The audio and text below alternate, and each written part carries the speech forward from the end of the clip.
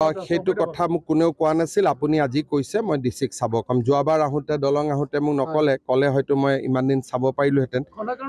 এতিয়া আপোনালোকে কৈছে যেতিয়া মই নিশ্চয় এইটোতো চকু দিম। পূৰ্বতে নেপকোৰ লগত এই সংক্ৰান্তত আলোচনা হৈছিলে নেকি? নেপকোৰ লগত কথাটো কি, যদি নেপকো নাথাকেও পানীখিনিতো পাহাৰৰ নামি আহিব, কিন্তু নেপকো থকাৰ কাৰণে এটা পৰ্যায়লৈকে পানীটো তেওঁলোকে ৰিজাৰ্ভত ৰাখে। আজি মই তেওঁলোকক সেইটোৱে কৈছোঁ যে ৰিজাৰ্ভটো বহুত ডাঙৰ হ'ব দি একেলগে যদি এৰি দিয়ে, সেইটো এটা ডাঙৰ জলবোমা টাইপ হৈ যায়। এই বিষয়টো তেওঁলোকৰ লগত আৰু অলপ চিৰিয়াছলি পাতিম। 2017-18 এনেকুৱা হওঁতে মই নিজে আহিছিলোঁ, নেপকোতো গৈছিলোঁ। যোৱা কেইবছৰমান ভালে আছিলে।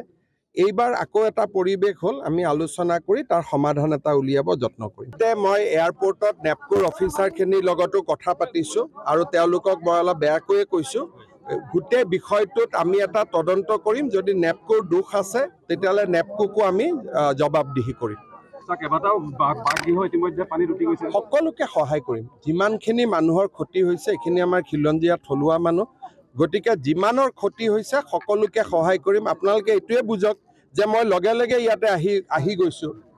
কিহৰ কাৰণে? যে মোৰ নিজৰ এটা মনত টিভিত দেখিয়ে মোৰ বেয়া লাগিছে। মই লগে লগে ৰাইজৰ মাজত আহিছোঁ।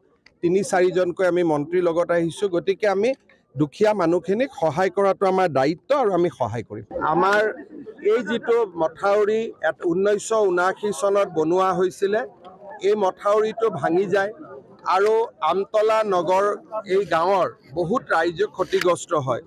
গম পোৱাৰ লগে লগে মই মন্ত্ৰী ৰণোজ পেগুকো পঠিয়াইছিলোঁ, বিধায়ক মানৱ ডেকাও আহিছিলে আৰু আজি মই কেশৱ মহন্ত, পীযুষ হাজৰিকা, আমি সকলো ইয়াতে আহিলোঁ।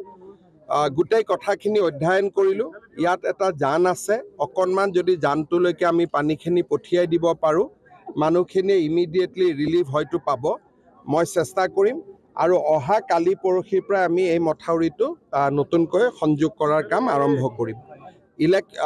ঠিক বানপানী হৈ যোৱাৰ পিছত ছেপ্টেম্বৰত স্থায়ীভাৱে এই মথাউৰিটো নিৰ্মাণৰ কাম হাতত ল'ম। হয়, চবখিনি সুবিধা আমি কৰি দিম। কিতাপৰ পৰা, ফিচাৰীৰ পৰা, পশু পক্ষীৰ পৰা ঘৰলৈকে যিমানখিনি পাৰোঁ আমি ৰাইজক সহায় কৰিম।